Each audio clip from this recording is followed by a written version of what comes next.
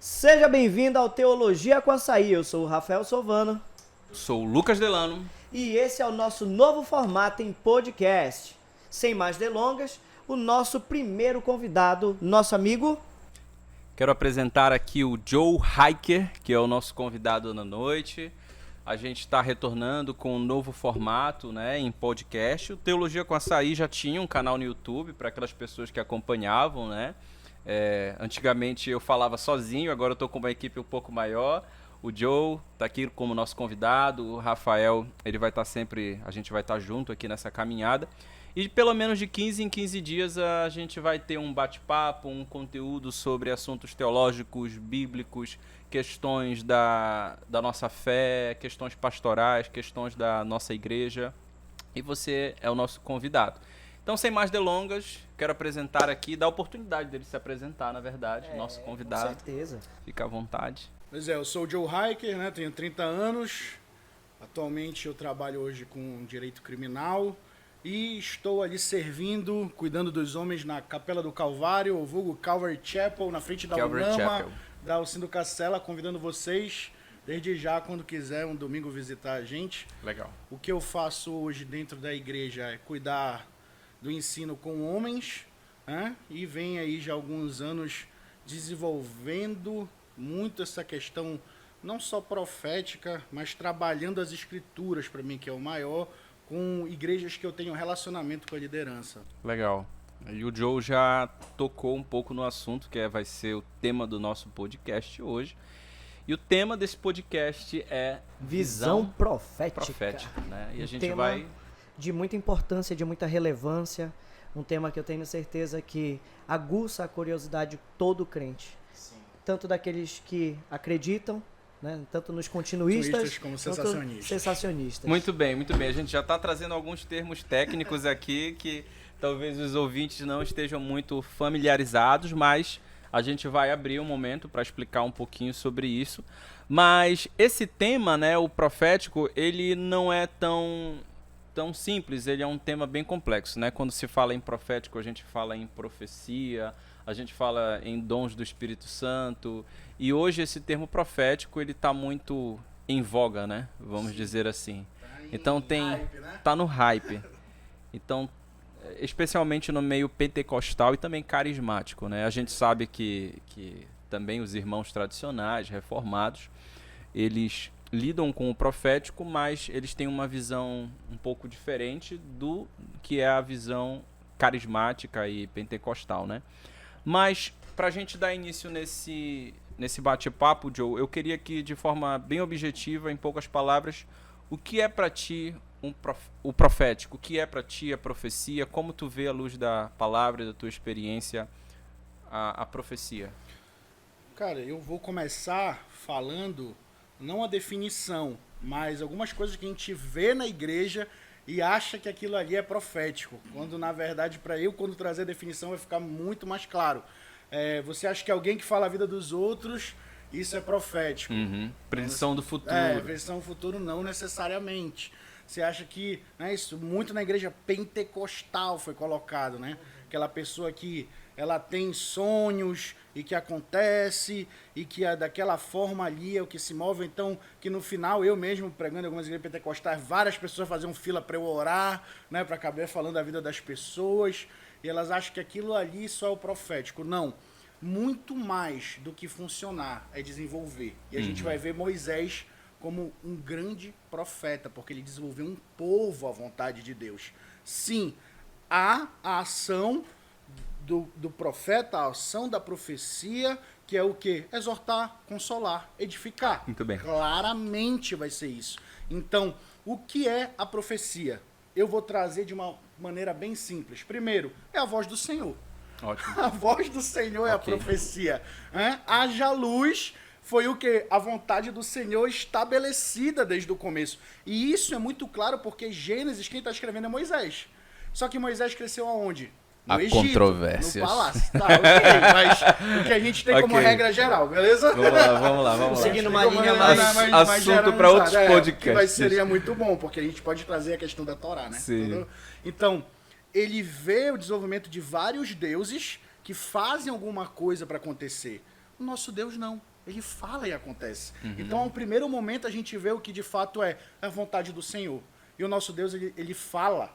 Nosso Deus fala. E ele continua falando. Eu creio. Então, Joe, existe profecia nos dias atuais? Sim, Deus continua falando. Né? E outra coisa, eu vou citar aqui Clóvis, né? Rapper, porque eu gosto muito. Deus não está na Bíblia. A Bíblia está em Deus. Opa! Uau. Uau! Porque, de fato, né, a gente vai ver o que? O Logos, Cristo veio o que? A palavra encarnada. A gente podia trazer também todo o contexto de João ali para a gente compreender que foi contra o gnosticismo, o começo daquela escritura ali. Mas, então, Joe, o que é a profecia? A profecia é a vontade de Deus que vem sobre a nossa mente, que desce ao nosso coração e que nós declaramos. Amém. Isso é. Você quer ser uma pessoa profética? Pregue a palavra. Você quer ser uma pessoa profética? Ensine corretamente as escrituras. É uma coisa que a gente não vê, cara. A gente não vê uma pessoa, eu tenho uma vida profética. Quanto tempo você gasta com as escrituras? Como você tem ensinado as escrituras? Você vê os profetas, eram homens que andavam juntos, né? Casa de Eliseu ali, o quê? Estudando as escrituras. Não era fazendo milagres mirabolantes ou farsas, não. Era gastando tempo com as coisas do Senhor. Então, alguém que é chamado a ser um profeta do Senhor, que para o meio reformado é aquele homem, aquele pastor, né, que realmente prega as escrituras de certa forma, e eu creio nisso. Para mim, um homem que a gente pode trazer um pouco mais, não para a nossa atualidade, mas já morreu das décadas passadas, é o Ravenhill. Ravenhill era um profeta. Sim. Cara que combatia pecado veemente, falava, eu já li a biografia dele, momentos certos de intervenções divinas, que a gente vai ver isso claramente na vida de Elias, na vida de Eliseu.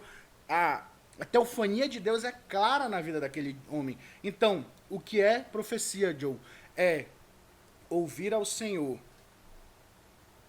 abraçar a sua vontade e declarar a sua vontade. Para mim, é a forma assim mais simples e objetiva para esse podcast que eu posso trazer para quem está ouvindo e talvez nunca teve contato. Então, Joe, Deus fala? Fala, querido. Fala. Joe, como eu sei que a voz do Senhor é a vontade do Senhor? A Bíblia é o nosso manual, é a nossa regra de fé, é o nosso medidor de saber que é a voz do Senhor. E outra coisa, Joe, profetas erram? Erram. Para mim, isso mostra que claramente é Deus e não é ele.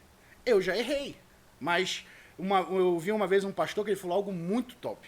Ele falou assim, eu já errei. Eu já tive 10 erros, mas 10 mil acertos. E eu, Joe, já errei quando eu vi que o orgulho tomou meu coração. Porque eu vinha de uma série de muitos acertos e naquele momento eu não tive o que a gente vai ver em Mateus 11, 29. Manso e humilde. Jesus era manso e humilde. E aí a gente vai ver as grandes profecias de Cristo. E para mim, as duas maiores revelações da vontade do Pai pelo Filho não se dão em multidões. João 3, João 4. Que a gente vai ver literalmente o que é um chamado à nova vida. Sim. Com Nicodemos. Sim. E ali, acaba o capítulo 2, o que é que diz? E ele, conhecendo o coração dos homens, sabia o que os homens pensavam. Então, quando Nicodemos vem falar, ele já sabe que Nicodemos ele quer um profeta. Porque ele quer o que? Alguém que diga que ele é legítimo, ele é o maior judeu, ele vai ter direito para falar. Só que o profeta pega ele. Porque o que é que ele fala? Não compete a mim, compete ao meu Pai. Então você vê um verdadeiro homem de Deus, um verdadeiro homem profético, é alguém que tem humildade no seu coração. Amém. É alguém que não vai falar porque se acha superior para manipular, não. É aquele que sabe que não é ele, é o próprio Deus. E que, muito pelo contrário, ele tem muito temor em falar. Você vai ver a vida de Elias, uma grande ousadia para falar a vontade de Deus, mas muito temor para falar com o Senhor. Porque no momento que ele está ali, sabendo que ele tem que orar para ver chuva, a Bíblia diz que ele está ali totalmente no chão, acocorado, sem nada. Aquilo ali, ele está se humilhando. Ele vira para o servo e diz assim, vê lá se ele está me atendendo. Vê lá se tu está vendo alguma chuva. Então, é nesse sentimento que a gente precisa discernir, de fato, o que é profecia. Humildade, mansidão. E aí vai para uma outra coisa. Eu vejo hoje muitas pessoas que vêm falar que são profetas, homem de Deus, manipular pessoas. Alguém de Deus nunca vai manipular ninguém. Ou vai colocar com que... Eu já vi situações da pessoa realmente falar muitas coisas da vida daquela pessoa, mas dizer assim, depois me procura para eu falar o resto. Essa pessoa aí, ela deve ter até o dom, mas ela não tá com o coração. A gente vai ver Balaão, né? tinha o dom, mas o coração dele não estava no Senhor, porque ele leva o próprio povo do Senhor a pecar, para Sim. que ele possa profetizar contra. Então, o verdadeiro profeta, ele tem um coração alinhado no Senhor. Então, só fazendo uma recapitulação, né, uma pausa sobre o que a gente falou até aqui. Então, parece que a profecia, ela não necessariamente é aquela predição do futuro, né? Porque o que tem na maioria da cabeça das pessoas, né, é que o profeta é aquele cara que tu vai procurar ele e ele vai revelar qual é, qual é o emprego que tu precisas seguir, qual é a carreira que tu precisa seguir, a tua área profissional, vai acontecer com a tua vida, que Deus quer pra minha vida. com X ou com Y, não necessariamente, Quase né? um oráculo, uma espécie de um guru. Uma que espécie as pessoas de vidente. Esperam que vão encontrar isso na igreja. Sim, e sim. não é isso, não é? Agora, não necessariamente a gente precisa excluir a questão da predição do futuro dentro da profecia, Perfeito. né? Porque a Sim. gente vê na Bíblia, né, diversas profecias que falam sobre eventos que iriam acontecer e que aconteceram. O próprio João Batista, né? Ele Perfeito. predisse, né, a vinda do Messias. Só que o ministério do João Batista, profético, estava muito mais voltado à sua característica de exortação, de combate ao pecado, né, de confronto a um estilo de vida daquele povo, do que milagre. Ele não faz nenhum milagre, né? Pelo menos não tem nenhum Só que relatado. ele está trazendo grandes milagres, né? Que são Sim, batismo sim. no arrependimento. E olha até que aquele interessante. momento é o maior milagre. E Jesus diz que dentre os nascidos de mulher, o menor, né, o maior no reino o menor no reino dos céus é maior do que João Batista. Só que dos nascidos de mulher, Não ele é há o maior. homem como João Batista. Como João do que Batista. todos, né? Porque Então, predisse a vinda do filho, né? Perfeito. Mas a gente, tô colocando isso, claramente é o que eu quero tratar. Uma coisa que eu não vejo muito falar, inclusive um amigo meu, Pedro Silva, eu vou te mandar para tu ver que eu tô te citando aqui. Ele uma vez mandou um áudio, e é muito certo que a gente começou a discutir sobre isso, é que a gente acha que o profeta vem trazer uma novidade. A gente acha que o profeta tem que trazer algo novo. Tipo assim, falar algo na minha vida que não aconteceu. Para mim, uma pessoa dessa, ela não quer abraçar o processo de Deus. Porque a profecia é a vontade de Deus, e a vontade de Deus eu abraço. Eu, vivendo com homens, tive momento com profetas, caminhei com pessoas muito proféticas, pessoas assim de falar dia, hora, lugar, muitas coisas e realmente acontecer. Eu mesmo tenho vivido palavras que eu ouvia 10, 15 anos atrás, cara. Sim. Certas hoje, que hoje, na época quando eu ouvi, eu falava assim, impossível. Então fala pra gente um pouco, a gente quer saber. agora A já gente tá aqui gostando, pra ouvir. Tá, eu vou terminar isso e depois eu Vamos vou lá, começar vamos as lá. histórias. Porque o que acontece? Você vai pegar Jeremias, não deixou de citar Isaías. Sim. Entendeu? Então, por quê? Ele estava trazendo algo novo? Não. Ele está ainda falando em cima das palavras que já foram ditas. Né? Você vai ver a mesma coisa em Ezequiel. Então, o que acontece? Homens que conhecem as Escrituras sabem que se o povo não estiver com o Senhor, o que acontece? Sabem de Deuteronômio 28, a maldição. Sabem para onde vai se levar, mas também sabem que é um Deus perdoador, que restaura, que pune, mas pune por amor, porque quer agarrar o seu povo. Então é isso que a gente olha, porque a gente quer olhar esses homens de Deus, profetas do Velho Testamento, ainda que a gente está falando, e achar que eles estão sozinhos falando algo. Eles conheciam que já foi falado. O problema é que hoje a igreja quer se deparar com a novidade. E por isso que o profético está no hype. Só que o verdadeiro profético não é uma novidade. É a continuação do que Deus já tem falado. Talvez atualizado, né? Não é atualizar a Bíblia. Mas atualizar no sentido do momento que a gente está. Posso trazer uma coisa muito certa. Falar sobre a igreja de Belém. Deus está falando da sua igreja geral, mas Deus levanta homens para falar da igreja de Belém. Isso é atualizar, é colocar a palavra certa para cá. E é uma coisa que eu vejo muito clara e eu posso já falar claramente. A igreja de Belém acha que quem tem que abraçar o pentecostalismo é a Assembleia. Eu cresci numa igreja histórica que não abraçou. Inclusive, isso, para você que está nos ouvindo, tá? Um spoiler aqui. Nosso irmão aqui, ele cresceu numa igreja histórica. E agora ele está nesse mover profético muito forte. Sim. E Não, peraí, é algo que... Vamos colocar as cartas na mesa, então. Bora tentar entender um pouco isso, né? Bora explicar a história um pouquinho desde o início. O Joe, tu vem de família tradicional. Família tradicional da primeira igreja batista do Pará, que é a primeira igreja da Amazônia. Teus pais, teus avós foram Isso. pastores, tu cresceste na igreja batista dentro de uma tradição histórico-reformada. Perfeito. Ok. Perfeito. Só que tu tivestes a tua experiência carismática, né? Vou Perfeito. colocar Desde assim. adolescente. Tiveste a tua experiência com Deus e o que a gente quer saber é como é que foi para ti lidar com essa tensão de conviver, congregar, né, com um tipo de doutrina que não necessariamente coadunava com esse momento que tu estava vivendo na tua vida. Cara, assim, todo mundo faz essa pergunta pra mim, mas é muito mais simples do que imagina. Minha mãe nasceu na Igreja Batista, meu tio hoje é o pastor, né, da primeira Igreja Batista do Pará, meus avós também pioneiros aí, com muitos outros irmãos, mas a questão é, minha mãe sempre andou em oração. Minha mãe sempre, a tia dela, a mulher do irmão da minha avó, era de círculo de oração da Assembleia, então minha mãe sempre via que Deus era muito mais. Ela sempre soube que Deus é acima, não é um formatado. E ela acabou passando isso pra gente, claramente. Como ela passou isso? Foi falando? Não. Foi vivendo a oração. Foi vivendo a piedade. Aí eu coloco mais uma vez, a biografia do Ravenhill, ele coloca isso. Que ele, quando criança, via o pai dele em bar, trabalho, bar. Quando o dia que o pai dele se converteu, ele nunca mais viu o pai dele não fazendo outra coisa do que trabalhar, ir para a igreja e orar a noite toda. Então, como é que não vai ter um filho absurdo, né? Como é que não vai ter um filho que ame ao Senhor de todo o coração? Minha mãe fez isso. Quando eu tinha 12 anos, a gente já estava meio nessas transições de igreja, por morarmos muito longe. Minha mãe foi para uma igreja batista de bairro que já tinha passado por uma renovação, vindo da IBMA, tudo isso. E aí lá me apresentaram a Jocum. Então, desde adolescente, quando eu fui para a Jocum, com 13 anos, foi as primeiras experiências assim que eu vi. Não de coisas sobrenaturais, mas da gente ter que ir num lugar evangelizar e não tinha dinheiro pro ônibus. Quando chegamos lá, isso me marcou muito. Porque quando a gente chegou, já veio uma pessoa na porta. Deus mandou dar esse dinheiro aqui, R$300 era o valor do ônibus. Então aquilo eu falei, meu Deus, como é isso? Sabe? Sendo que Deus já estava falando comigo. Quando eu tinha 13 anos, foi assim que eu ouvi claramente a voz de Deus, aqui. Audivelmente. Audivelmente.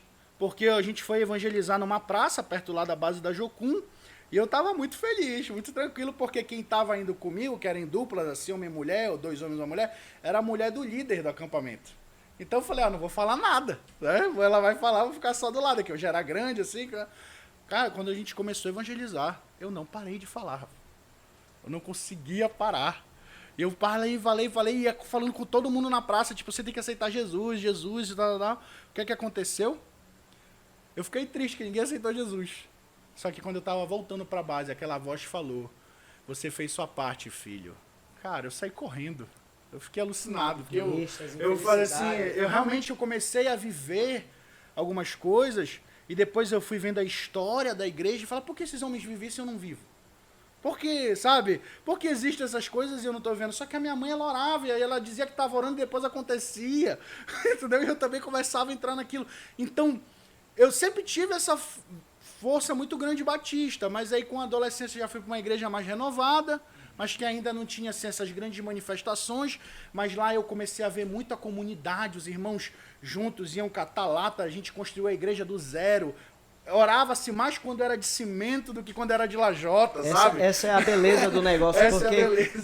quando a gente vê uma igreja assim que tá crescendo junto e aquela obra ali, ela começa a se construir, parece que você tá vivendo ali literalmente as páginas da Bíblia. É isso mesmo, e a união dos irmãos, esse mover junto, como a gente vê a mão de Deus nesse negócio. Cada um ali como se fosse uma pedrinha, colocando ali o alicerce. A gente vai ver claramente, Joe, como é que tu pode dizer que existem ainda hoje, né, homens profetas, uma vida profética? Você vai ver Atos 11, que é o que tu acabou de falar, que eu te mostrei, né, o texto. Ágapo se levanta e diz, haviam alguns profetas que desceram, e o que é que Ágapo, um dos profetas, se levanta e prediz que é uma grande fome. E para mim o mais maravilhoso não é saber que o homem se levanta e prediz algo que acontece, é o que a igreja faz. Porque ele não disse assim, vão lá fazer. A Bíblia depois diz assim, e os irmãos se uniram, foram às suas casas, pegaram alimentos e foram às cidades levar. É isso para mim é mais maravilhoso. Isso é a certeza de uma igreja que vive a vontade do Senhor, que vive a profecia. Amém. Sabe? Isso é. Então eu cresci dentro disso, fomos crescendo e quando eu cheguei ali por volta dos meus 18, 19, 20 anos, comecei a ter muitos embates teológicos com a igreja, e isso começou também uma fase difícil para mim, que eu realmente, né, para quem crê de outra forma dizer que eu me desviei, mas realmente não estava querendo Deus, sendo que Deus já tinha falado comigo. E desde os 13 anos eu sempre sonhei. Isso também sempre foi muito claro na minha vida. Só que eu sonhava, não entendia nada. Passava-se meses, acontecia. E aí aquilo vinha na minha cabeça. A partir dos 18, 19, eu comecei a sonhar. E quando eu acordava, eu sabia o que era o sonho.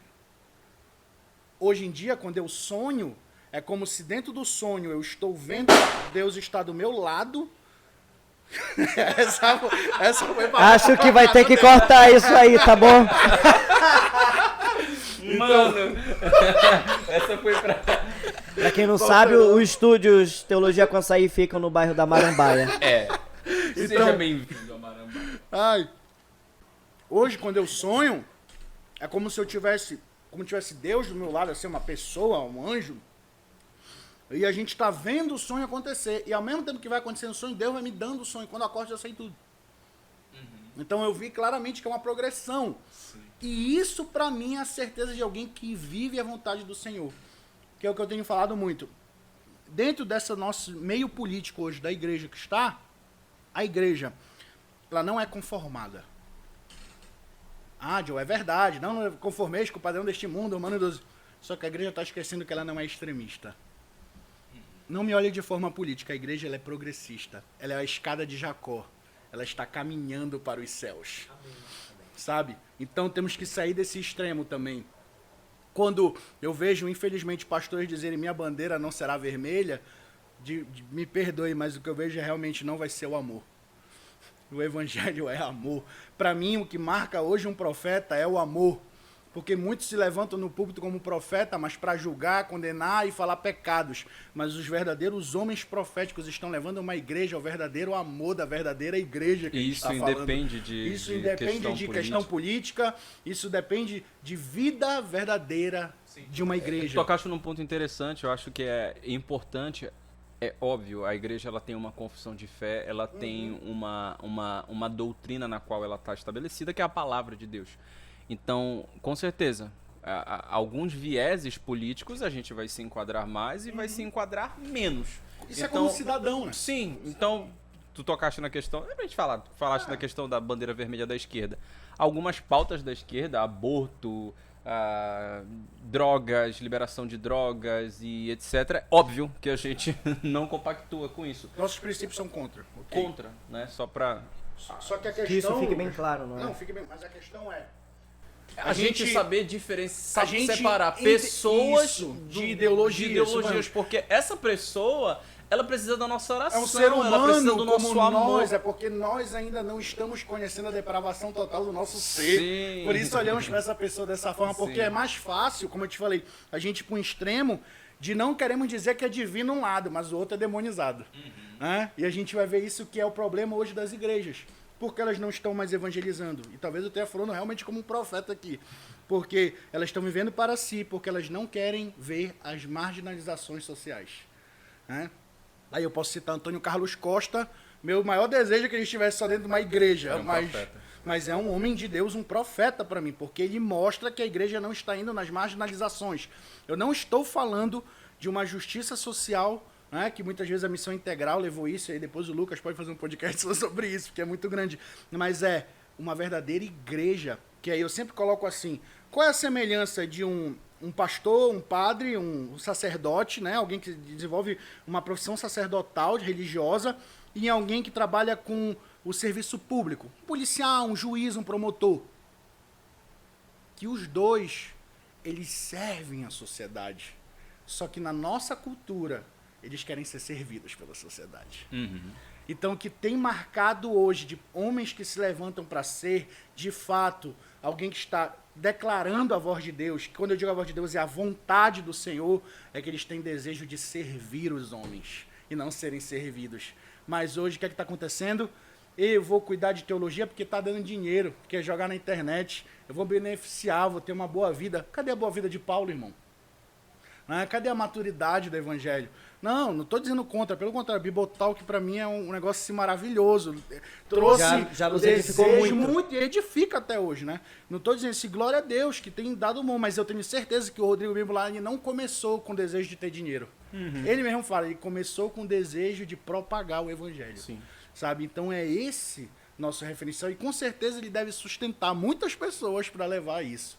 Então, o que eu quero trazer, eu cresci numa igreja histórica, eu comecei a ter contato nessa vida carismática, né, por ir por uma outra igreja batista mais renovada, que lá também nós tivemos embates doutrinários muito grandes, que depois a minha família desejou voltar a uma igreja histórica, e aí eu consegui caminhar nos dois lados, que para mim foi algo que eu digo, não tem a ver com a minha vida, tem a ver com a vontade do Senhor. Eu acho que, desculpa te interromper, Joe, algumas questões são importantes. Independente do viés teológico, né, uma igreja histórica, uma igreja pentecostal e etc., existem alguns pilares que nos unem enquanto corpo de Cristo, enquanto irmãos. Né? Então a gente pode falar, nós somos irmãos, porque nós dois cremos que Jesus Cristo veio, morreu numa cruz, ressuscitou no terceiro dia. Somos irmãos porque... E voltará. Somos irmãos porque cremos que Jesus nasceu de uma virgem. Somos irmãos porque cremos que Jesus Cristo é Deus. Totalmente Deus, totalmente homem. Ok, cremos na Trindade, cremos no Pai, Filho e Espírito Santo. Credo apostólico, claro. Ok. Agora, a gente pode muito bem apertar as mãos e dizer também, eu sou cristão, tu és cristão, mas eu não creio na continuidade dos dons, tu crê na continuidade dos dons. Amém. Não tocamos em nada que seja fundamental, no sentido de ferir os pilares da nossa fé, a nossa interpretação teológica, né? Agora, quando o cara diz, não, eu acho que Jesus não é bem Deus, assim, eu acho que Jesus ressuscitou na mentalidade do povo. Aí né? começa a entrar numa zona bem perigosa. Sim, né? sim. Então, eu vejo um pouco disso que tu estás falando, desse teu convívio com a igreja histórica, esse teu momento carismático, muito equilibrado, né? Porque tu aprendeste os fundamentos da fé dentro da igreja histórica, né? Isso aí, perfeito. E isso é inegável. Eu tenho certeza que tu tens um carinho, uma admiração enorme e uma gratidão. E hoje, tipo, com essa visão histórica, é o que me faz andar por alguns lugares. E é nítido a primeira pergunta: qual é a sua confissão? Porque o meu tio mesmo sempre me deu um exemplo muito bom. Pensa num carro numa estrada. Se tu muda 0,2 centímetros do volante, não muda nada. Daqui a 1 quilômetro ele tá no mato. A questão, se a gente não tiver bem alicerçado nossos princípios e valores e a base do que a gente crê, pra gente ensinar a longo prazo, o que vai acontecer? A gente vai estar fora do que a gente crê. Porque, querendo ou não, a pessoa que começou já morreu, e aí o legado que uma pessoa deixa em vida é a sua palavra, é o seu feito, e o seu feito está ligado ao que crê. Então, a gente precisa ter isso, precisa ter essa confissão, precisa ter esse norte. E aí é o que eu vejo. Como, Joe, agora atrelar essas duas coisas, né? Vamos lá, essa vida do espírito com essa mentalidade, né? Não vou dizer reformada, simplesmente com essa mentalidade teológica. Mais sólida. Mais sólida, simples, não formatando o Deus. O que eu já vi de extremo de um lado, por não ter palavra, né? Como a letra mata... Essa questão aí a gente ainda vê muito, por incrível que pareça, mesmo hoje tendo muita informação. Pelo outro lado eu vi, não, é de Deus, mas porque foi assim, assim, assim. Não posso formatar Deus. Quem sou eu para formatar Deus? Deus fala comigo, confirma no meu coração, mas eu quero que o Senhor faça assim, assado, cozido, só vai se funcionar se for assim. É bem complexo, por aí, né? Eu acredito que Deus pode sim responder uma oração dessa. Eu creio também. Mas que aquela pessoa ali, meu amigo, ela tá passando já uma grande prova com o Senhor. Ela já deve estar naquela crise de do que crer, né? É mais por amor a Deus do que a oração dela para ser respondida da forma dela. Mas porque Deus ama ela, que mostrar que ele ama ela. A oração de Gideão. Né? A oração de Gideão. Deus já tinha falado. Não é verdade? Então, o que eu vejo o que nós precisamos... De fato, é desejar esse lugar. O próprio Cristo, né? Muitas vezes, Joe, como tu falaste, a gente acaba limitando o falar, o agir de Deus. Se por um lado, determinada tradição limita, não, Deus fala só na escritura, só na escritura, ok? Agora, por outro lado, aquele pensamento, não, Deus não falou porque não foi aquele culto cheio do fogo, sabe? Só abriram a Bíblia, pregaram a escritura, teve uma oração, os irmãos, amém, foram embora para sua casa. Será que Deus falou? Deus falou. Claro que falou. A Bíblia foi aberta, a palavra de Deus foi pregada, né? Para mim, uma pessoa que trabalha isso... E a gente acaba limitando de novo Deus. Ela não entendeu o culto. Sim. Né? Porque ela vai para receber, para sentir Deus. Sim. Eu não vou para isso. Eu vou para dar ao Senhor o que Ele já tem me dado todos os dias. Eu vou para entregar. E a gente vai ver um outro problema, né? Que é a adoração.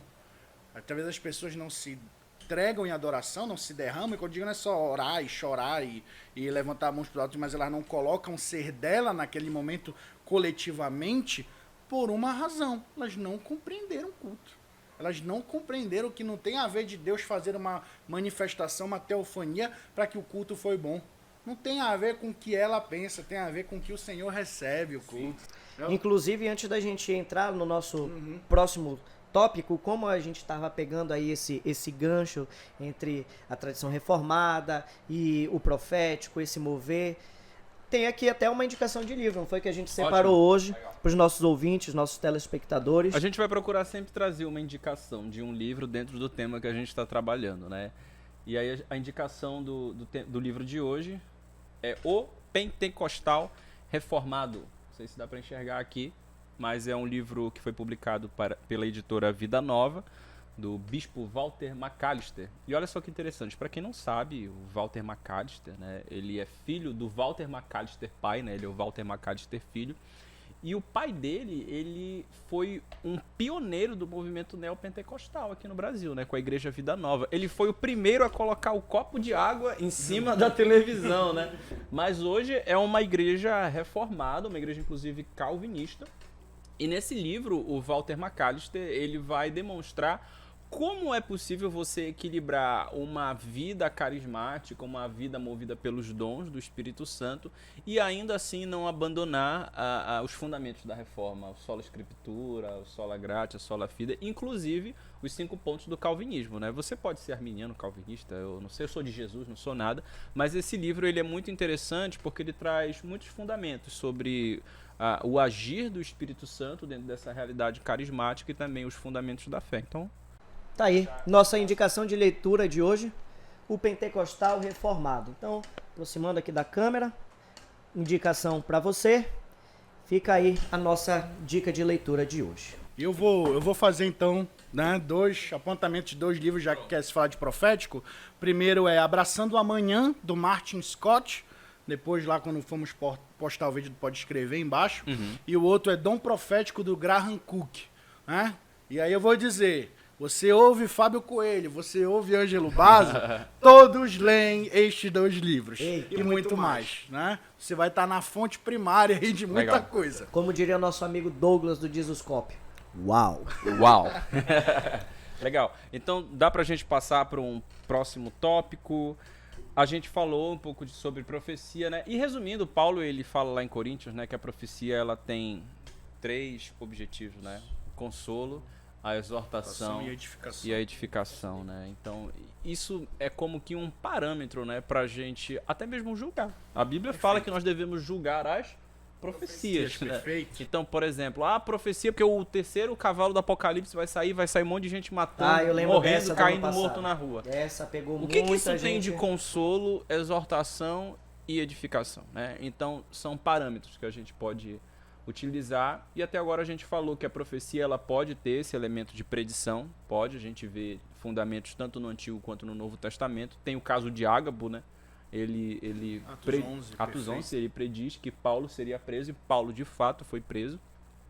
Mas a profecia ela está muito mais relacionada também com esse caráter de exortação da igreja, de conduzir a igreja por um caminho que Deus ele está trazendo para aquela direção, aquele profeta, né? Então a gente enxerga muito isso no profeta, né? Que ele é responsável por direcionar aí para a igreja está caminhando um pouco para um lado, não, opa, vamos alinhar de novo, não, aqui, é aquilo que a gente estava conversando. Isso é profético, né?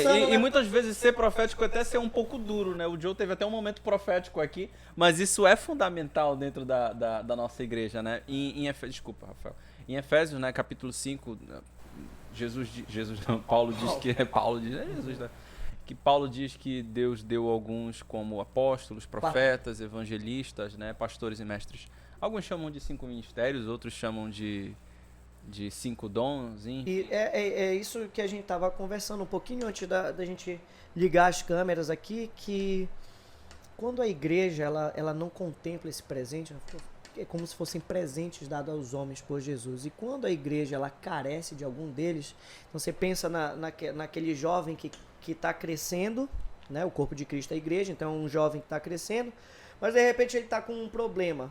e o crescimento dele vai ficando torto, no começo você não percebe nada. Mas depois você olha de longe, vê a coluna do rapaz tá torta, ele tem um ombro maior do que o outro. Disfuncional, né? E aí é preciso o quê? Um reparo. E como você enxerga a profecia hoje dentro da igreja, nesse sentido de trazer esse direcionamento, de ser um braço nisso do que muitos classificam como sendo, né, os 5 ministérios, a importância? Cara, tu falou isso aí, a gente vai ver que 2 desses dons ou ministérios, eles são territoriais, mas também são extraterritoriais. Você vai ver claramente o apostolado, né? Foi profundo. E aí a gente vai entrar, se for colocar, por ser uma igreja histórica que eu vim também, né? Mas eu vou tratar então o pastor que está à frente de igrejas, né? E o profeta. Apóstolo também no sentido de mensageiro, Sim, pode ser lido mensageiro. assim. Então, e o profeta, ele vem trazer uma mensagem que é a vontade de Deus para o seu território específico, mas também que tem um para apontamento todos, geral, certo? Então a gente precisa compreender que alguém que tem o dom e é chamado como profeta, e é aí que eu quero trazer, ele não vem jogar uma palavra, porque a gente acha que é isso. Quando eu ouvi um pastor com mais de 50 anos de ministério, ele falou, sabe qual é o problema da tua geração para minha? Eu batizei a criança, eu casei esse cara que eu batizei. Eu apresentei o filho dele, eu batizei o filho dele, eu casei o filho dele e eu enterrei ele. Cara, nossa. E a tua geração quer jogar uma palavra num púlpito e ir embora e não cuidar de ninguém. Uau. O profeta, ele desenvolve um povo, ele desenvolve a vontade de Deus que tem no seu coração. E aí, quando eu sento com pessoas que ouvem ao Senhor, a primeira pergunta que eu faço é, qual é a palavra para a tua vida? Eu tenho uma palavra para a minha vida, unidade. E eu luto pela unidade. O Lucas anda muito mais comigo que o Rafael, ele sabe, o meu desejo é unidade. Por isso que muita gente, quando eu estava numa igreja histórica, sempre dizia, cara, como é que tu anda por aí? Eu não tenho agenda, eu não faço isso. Eu falei, Deus me chamou. Um dia Deus falou, eu estava andando, ele falou, eu vou soprar teu nome, porque eu sei que tu tem que pregar unidade, porque tu tem que trazer, é por isso que eu ando em qualquer igreja. Claro que eu vou ter minhas opiniões, às vezes, políticas, dependente dos lugares, mas quem senta comigo sabe meu coração. Quem conhece um profeta sabe o coração dele não é julgar. Porque hoje a profecia, ela sim, ela exorta, consola e edifica. Mas a gente precisa ver como Jesus fazia isso. Porque hoje nós temos o maior exemplo do maior profeta que já esteve entre nós. E está. E que virá um dia. Isso se dá hoje no amor. É o amor que vai exortar. É o amor que vai consolar. É o amor que vai edificar. John, onde é que está isso na Bíblia? Filipenses capítulo 2. Nosso modo tem que ser como o modo de Cristo, que o quê? Se esvaziou de si mesmo, se tornou servo, que é humilde, e colocou os outros superiores a si.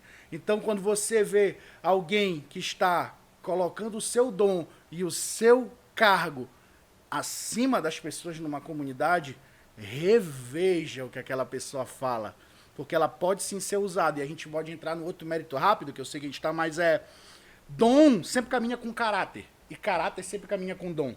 Eu cresci numa igreja histórica, e o que muitos homens têm é caráter, mas por que os dons não fluem? Por causa da formatação, e porque o resultado do caráter é o dom. Jesus é um homem ilibado, íntegro, Paulo fala isso também, e qual é o resultado dele? Dom, curas, milagres, palavras. Lembra-te das profecias, Timóteo, que foram impostas sobre ti.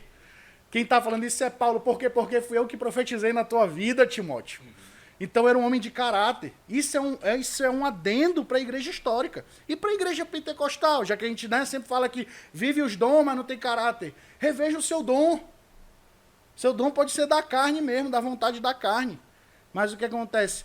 O seu dom vai ser fundamental no seu caráter. Irmão, eu estou pregando para mim aqui. Estou falando para mim, que eu tenho que o tempo todo me ver. Que eu também peco, eu erro. Né? Então, esse dom e esse caráter, quando alinhados, é a certeza de alguém que está na vontade do Senhor. É o fruto e é o dom. É o fruto do Espírito, não só o fruto. E o resultado materializado. É a materialização da vida do Espírito.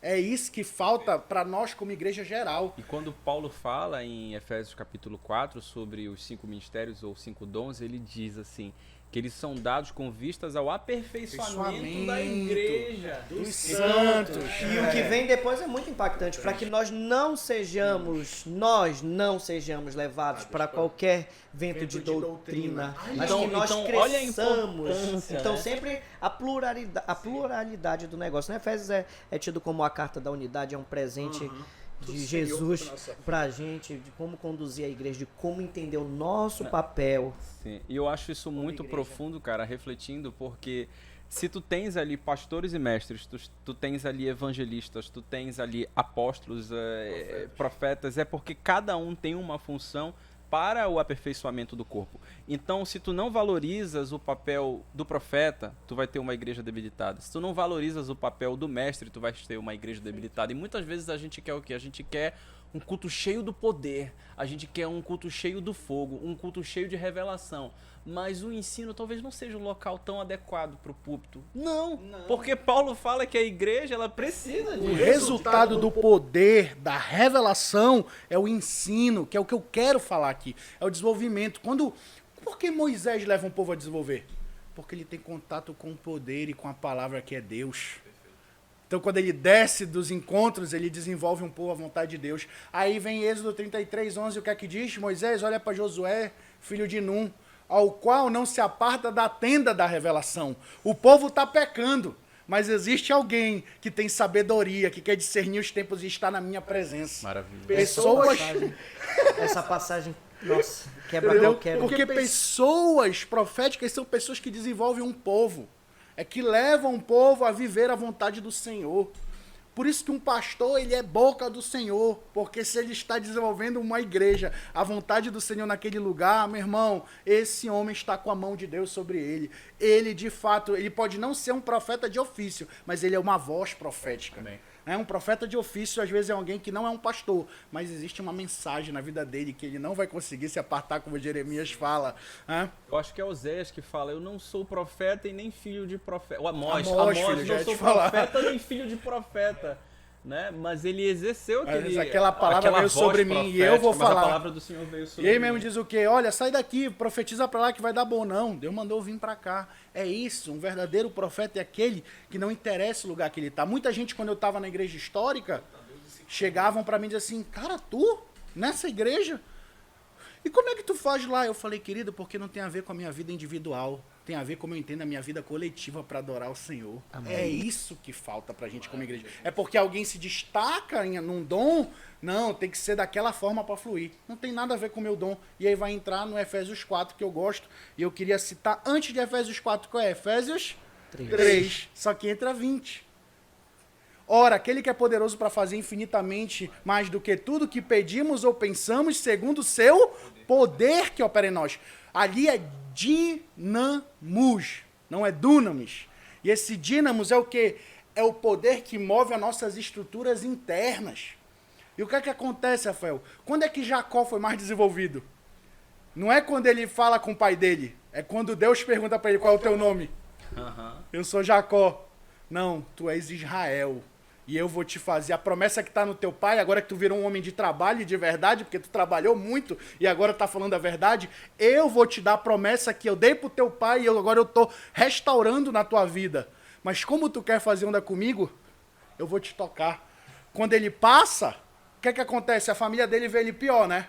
Mas o dínamo está muito mais certo na vida dele.